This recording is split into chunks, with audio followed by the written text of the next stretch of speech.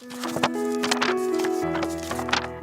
sound of pages turning means it's time for another episode from the Meredith Library Podcast Studio, bringing you the library's latest news, information, and fun. Good afternoon, everyone, and welcome to episode number 12 of the Meredith Library Podcast Studio production of Check It Out. Hello, Anna. Hello, Matthew. Good to see you again. You too, of course. There's never enough Anna, I always say. Thank you. I'm flattered. All right. So we are going to jump right in with the Beach Read Edition. I know you are excited to share all kinds of fun beach read stuff with our listeners. I know. I did some research. I looked into the word because every summer people are saying, oh, I'm going to the lake. We live in Meredith, like Winnipesaukee. We get a lot of vacationers here looking for that perfect book to read on their fancy porch or on yacht. on their yacht. on their yacht. I'm going to say that again. On the yacht. On the yacht, looking for their yacht book. So I thought I would look a little bit into the history of the term and tell you what I found. Ask you a couple intellectual questions, have us pondering today. All right, I'm ready. So this is based off of an article on bookriot.com, which always has little interesting historical facts. But the term beach read was coined in the 90s and is now a marketing term that's used by publishers to promote their summer blockbuster books. Pretty much every bookstore has their beach read list that comes out, you know, and in a section. And a section. And it's a pretty lucrative genre. Yeah, a genre or subsection or whatever. Yep. And so I was wondering, I feel like there's a huge influx of like movies, books, and music that always gets released in the summer. And do you have a thought as to why that is? Well, people feel that they have more time perhaps for the things, more leisure time. Although the funny thing is, I think people would say the same thing about the winter because you'd say, oh, you're stuck inside because of the weather, so you should have more leisure time. But anyway, who knows? As they are analyzing it, though, let's say that's probably one of the reasons. I don't know if that's what you found in your research, but that's one marketing reason that's given, I would say. Yeah, well, I've noticed that, especially with the cozy books that we're talking about today, with the beach reads, a lot of the big beach read authors also have a lot of Christmas books as well. So there's 2 seasons in the cozy beach read world, and it's either summertime or it is literally Christmas. And those do seem to be the 2 biggest periods of profit for the entertainment industry as well. But yeah, it seems like there's always a ton of new stuff coming out in the summer. And yeah, I think you're right. People think it's leisurely. There is summer vacation. So there are groups of people that are actually on vacation. And then people take their vacations in the summer because they feel like that's the time where they should be relaxing. Right, exactly. And I think something you just said, too, about the movie industry also spills over to it because they start the summer blockbuster season like around Memorial Day. You know, that's supposed to be for that. And like you also were saying about Christmas, also you think about how big ones will open, things that they expect to have Academy Awards because it has to be within the calendar year. So that's why they open in late December, in case people didn't know that. You know, they try to get them out just in time. So it will count for that year's Academy Awards in March. And also, like you were saying about the themes, that is a big deal. Like if you think of the Hallmark movies, I mean, they have an entire month devoted to, or more these days now, all brand new Christmas themed movies.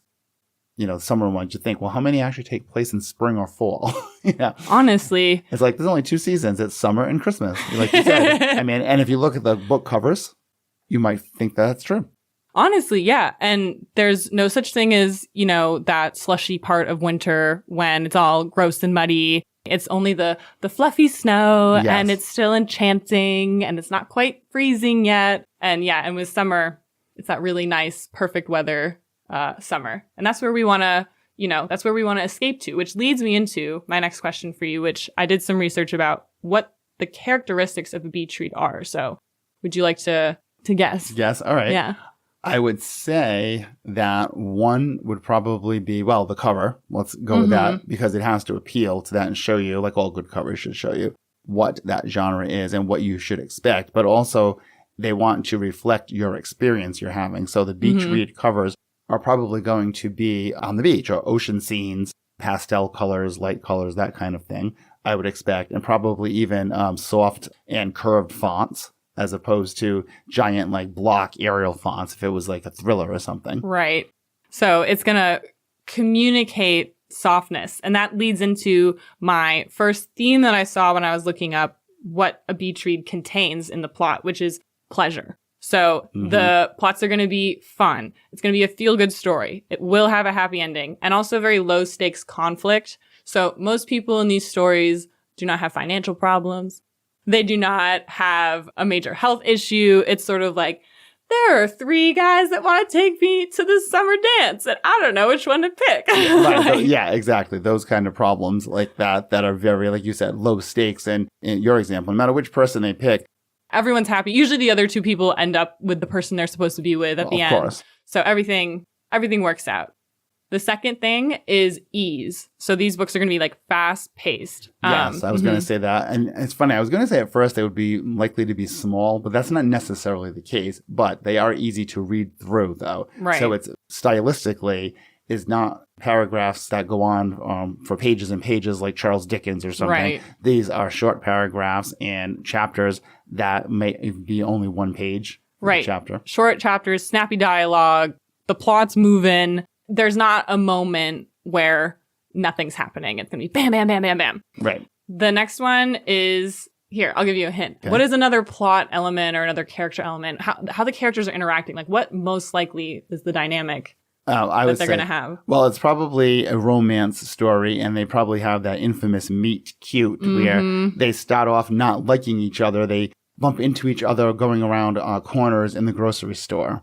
Or what about I love the one that's like, okay, she works at like a little shell store on, the beach. And then he comes in and he's like some tycoon that's like some shell store conglomerate. And I think you just did a different version of Little Shop Around the Corner, which was the original version of You've Got Mail. Yeah, I did just do You've Got Mail, but make it beach. But that is a lot of what it is. You got a lot of, of the formulas, and people like the formulas. And that's part of the escapism. One of the things is settings, like we talked about a beach or whatever, but I think a lot of times it's also the character can be on vacation. So the character is at a beach house or at some kind of resort or something. Yep. So it's kind of Dirty Dancing, right? Yes. They're away at that summer resort. And it's something where they're out of their normal element, just like the person who's supposed to be on vacation reading the book. That is exactly what my 4th one was, atmosphere. Oh, okay. Yep. Yeah. So, and I wrote summer, vacation, probably just there's a body of water close by. Yes, could be a lake. Yeah. Those are the 4 big elements. So again, pleasure, ease, escape, atmosphere. But beach read is often used derogatorily. People think that these books, aren't particularly intellectually rigorous, that they're silly, that they don't really hold that much value. I think that's because the girls like a good beach read. So there's some misogynistic attitudes in there in the industry, perhaps. I do. Or from critics. Mm-hmm. But, and you worked in publishing, so do you know this stat? Like what % of book purchases are made by women? I don't know it off the top of my head to the exact number. However, I'm going to go, just like with clothes, I'm going to think it's probably around 80%. That's exactly right. Well, here's the thing with that. Just like with clothes, so women buy their own clothes and women buy their own books. But women also buy the clothes for men, and women buy the books for men and for children. Mm-hmm. And again, that's just demographic studies. We're not making that up. That's what they've shown over and over. So that's why they make them to appeal for women. Yeah, or even if you're like, I want men to read this book, but I have to make it appealing to the woman that's going to see it and think of the man that she lives with and buy it for him. Like, right. You have to think about that. Yeah, I've got a weird thing that goes just like that same concept. I don't know if you ever thought of this before, but for children's books, most children, well, obviously the children are not buying or picking out the books, right? They're children's picture books we're talking about. So the market for those is actually grandparents. That's who that's supposed to appeal to in the store, because the grandparents are the ones with the more disposable income that buy the books for the grandchildren. Yes, they love to spoil their grandkids. Right, and the books, and even, aunts and uncles, whatever, the books are bought as gifts. The funny thing is they're actually marketing them towards the people that are spending the money, not necessarily the end user, or in this case, a child, or the end reader. That's a good point. And all of that gets, factored in with the industry. When you were talking about covers, I was thinking about how, have you noticed this with romance novels specifically? There seems to be a trend within the past few years where they're all cartoons on the cover right now. Blocky cartoons with no faces. Yeah, I know what you mean. Yes, personally, I prefer photographic covers. Yeah. But in looking at the books here, looking at the catalogs here, rather, from which we purchase books, you do see those trends. It becomes really obvious as you're even just flipping the catalog pages. You can see how it's very similar among different publishers. Yeah. So it's kind of amazing. Okay, so this is I'm a little theorist. I like to have a little theory. So I wrote a couple reasons why I think that beach reads are appealing to a middle-aged woman, which is, again, that demographic, 25 to 40, I think I read was that's the biggest demographic of women that are buying books. So for pleasure, we talked about that escapism. If you're going on vacation, you're already, like you said, trying to escape from your life. But I was also thinking about all the people that don't get to go on vacation and how that is your vacation. Right, exactly. Is that book. And again, yeah, in the summer, you're oh, this is the time where everyone's telling me, I should be being leisurely. But a lot of, especially women who have kids, their workload triples. Right, it doesn't allow summer. that. Right, it doesn't allow leisure, but the book is the escape from it. Which is why I also think fast pace works, because you can't be a parent during the summer and sit and read Great Expectations. Right. You can kind of pick up Colleen Hoover book, right? And read a chapter and put it down, and you'll be able to retain what you read, and you'll be able to pick it up again and read another chapter when you have another 20 minutes to yourself. For romance, I've done a lot of research into romance novels and why they're so popular. And the main reason is because women like being the main character of a story, and they like it when men are nice to them. So after I did all this research, I was is there a male equivalent to a beach read? Oh, good question. And the closest thing I could find was an airport read, because I looked it up, and those are, there are still romance airport reads, but then you get the thrillers, the crime novels, the James Patterson, Tom Clancy, Lee Child. And I do think that the romance novel and the crime novel serve similar purposes for their demographics. You're still getting that, fast-pacedness. It's fun in a different way, and it's escapist in a different way. With the crime novel, it's, the hardened detective who doesn't do things by the book. When you read that character, you get to feel important. You're the smartest, most skilled spy assassin in all of America, and the president needs you. Right. Oh, yes. Only you can save the country. Yes.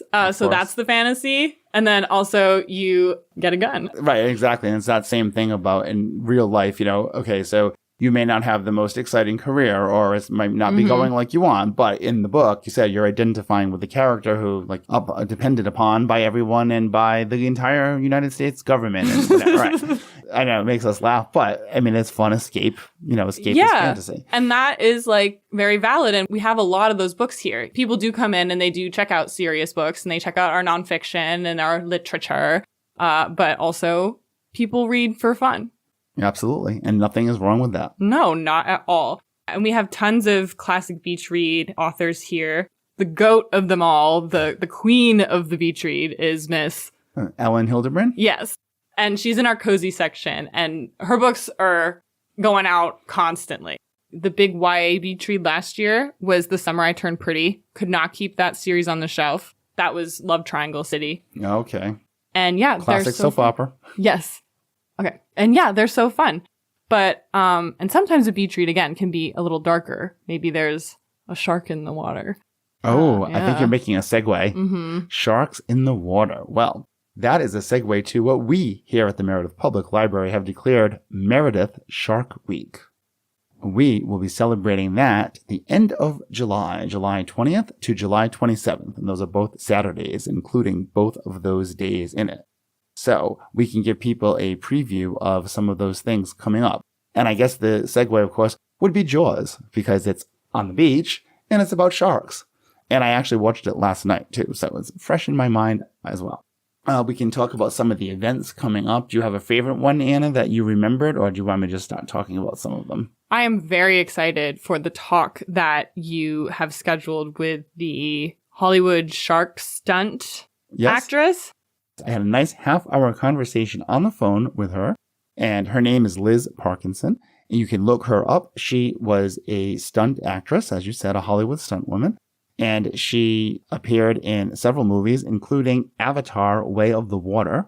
So she was on that shoot for 2 years. It was a very long shoot. They talk about, I think they were actually also working, I don't know if they were doing 2 and 3 together or something. There's some whole like background thing. Not only does she do stunts, she also trains the other actors to work in the water. So she can hold her breath for 6 minutes. So she's also a free diver. And that means they don't use scuba gear. So that's why she can go underwater for like 6 minutes. And there are amazing videos. She's been on like the Today Show and like talk shows and all these different things. So you can find clips online where she's diving with the sharks. Remember, she has no scuba gear or anything. She's holding her breath underwater with the sharks swimming all around her while she touches them and interacts with them. That is so cool. That is a very impressive and niche guest that you have pinned down for us, Matthew. I'm impressed. Yeah, so that's going to be awesome. So she's going to be appearing. She lives in Los Angeles, of course, right? She's going to be appearing via Zoom, and people can come to the function room and they'll be able to interact with her, though. So she's going to talk, and we have that giant large screen TV in the function room.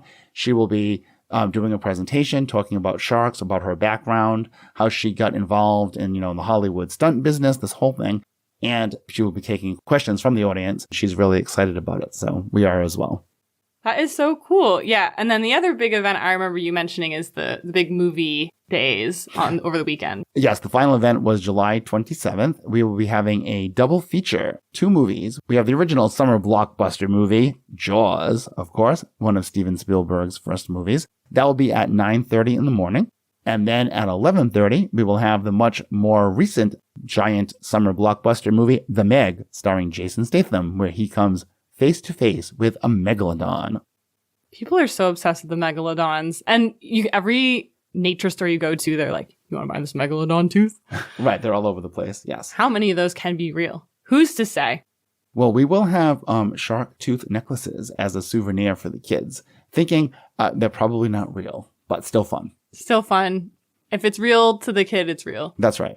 And for this movie event, we will have free popcorn and movie candy. And people can come in anytime during the event. You don't have to stay for both movies or, a whole movie. You just drop in anytime for a piece of the action. Or as I said, you can take a bite out of summer. I love it. And we also have 2 more big shark events going on besides that. We have an escape room called Conquer the Deep. And the last one is we have a college biology professor coming to do a presentation on sharks. That's how we're kicking off Meredith Shark Week. That's July 20th. That's also a Saturday. He will be here bringing real shark jaws that the audience can touch, like a hands-on prop, as well as technology that they use to track sharks and other kinds of fish. That's so exciting. Yes. Take a bite out of summer. My final question of the day to close out our episode, we can have the shark-related question, which is, Matthew, what is your favorite shark? I like the great white because it's from Jaws. It's the one that everybody knows, and and it's real. You just like the classic. You're like, I'm going with the classic shark. My favorite shark is the hammerhead shark. And I just love that its eyes are so far apart that it can't see in front of it. It can only see on the sides. Oh, that's so cool. Yeah. And it's an interesting looking guy. I don't know. That's why I like it. All right. That's fair. That's fair. All right, Anna, thank you so much. It was very informative, I think, for our audience, and a lot of fun talking to you today, as always. Yes, I like to get your insights on these things, and I love to share my research with you, Matthew. All right, we will join everyone else again very soon here on the Check It Out episodes of the Meredith Library Podcast Studio. Bye. Bye. Sounds like we're at the end of another chapter. Podcast music titled Daytime TV Theme by Kevin MacLeod of Incompetech.com. Licensed under Creative Commons by Attribution 4.0. Podcast copyright 2024. Meredith Library Podcast Studio.